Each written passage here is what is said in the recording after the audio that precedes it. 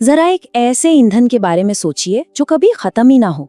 एक ऐसा super fuel जो भारत को एनर्जी के मामले में हमेशा हमेशा के लिए आत्मनिर्भर बना सकता है। नहीं, ये कोई साइंस फिक्शन कहानी नहीं है, बल्कि ये भारत के एक बहुत बड़े न्यूक्लियर एनर्जी प्रोग्राम की हकीकत है। और हाल ही में भारत ने एक ऐसी कामयाबी हासिल की है जिसका सपना दुनिया की बड़ी बड़ी सुपर पावर्स दशकों से देख रही हैं। तो ये पूरी कहानी शुरू होती है एक ऐतिहासिक मील के पत्थर से, एक ऐसी सफलता जिसने भारत को ग्लोबल न्यूक्लियर रेस में बहुत आगे लाकर खड़ा कर दिया है।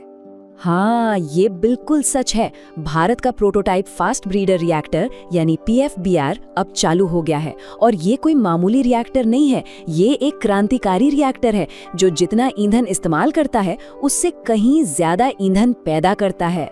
इसे ऐसे समझते हैं, मान लीजिए कि किसी कार में 10 लीटर पेट्रोल डाला गया, उसे 100 किलोमीटर चलाया गया और बाद में देखा तो टैंक में 12 लीटर पेट्रोल निकला।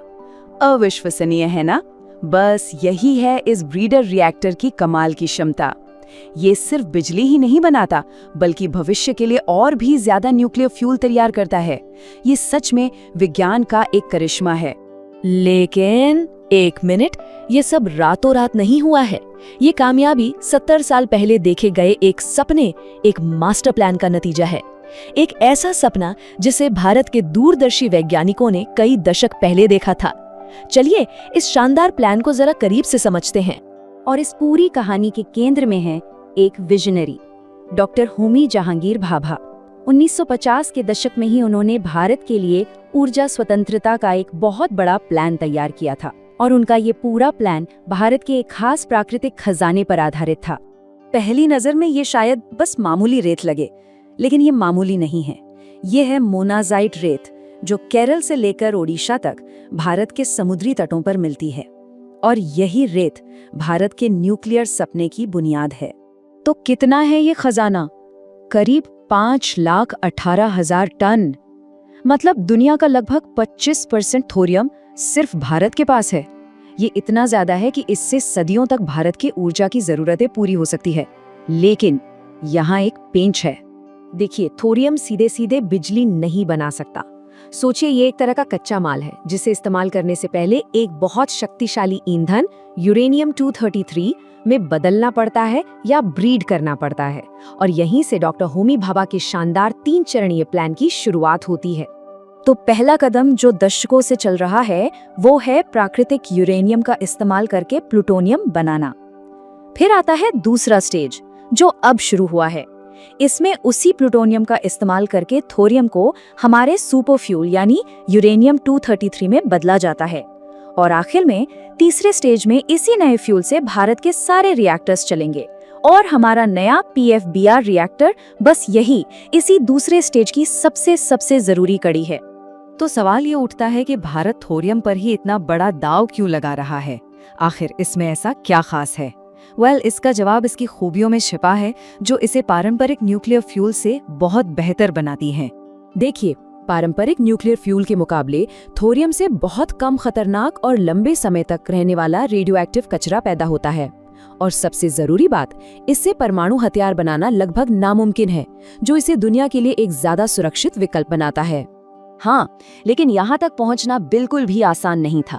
ये एक बहुत लंबी और मुश्किल वैज्ञानिक यात्रा रही है जिसमें कई पीढ़ियों की मेहनत लगी है। ये कोई 100 मीटर की दौड़ नहीं, बल्कि एक मैराथन है, एक बहुत लंबी मैराथन। जरा इस सफर पर एक नजर डालते हैं। 1954 में देखे गए एक सपने से लेकर FBTR और दुनिया के इकलौते यूरेनियम 233 वाले कामिनी रिएक्टर तक हर एक कदम हमें आज की इस बड़ी कामयाबी के और करीब लाता गया। और जानते हैं इस कामयाबी को और भी खास क्या बनाता है? ये कि जिस फास्ट ब्रीडर टेक्नोलॉजी में हमने महारत हासिल की है उसे दुनिया की बड़ी बड़ी ताकतों ने छोड़ दिया था। अमेरिका, जापान, फ्रांस, UK सबने कोशिश की, अरबों डॉलर खर्च किए और फिर इसे बहुत मुश्किल और महंगा मानकर हार मान ली। पर कहानी यहाँ खत्म नहीं होती। मंजिल अभी भी दूर है। टेक्निकल मुश्किलें हैं, पैसा बहुत लगता है और इन सब के लिए जो अप्रूवल प्रोसेस है वो भी बहुत लंबे और जटिल हैं। मतलब इस टेक्नोलॉजी को पूरे देश में लागू करने के लिए अभी बहुत मेहनत और पैसा लगेगा। तो फिर इतनी मुश्किलों के बाद भी भारत इस रास्ते पर आगे क्यों बढ़ रहा है? जवाब सीधा है, क्योंकि इस मैराथन के आखिर में जो इनाम है वो भारत का भविष्य हमेशा के लिए बदल सकता है।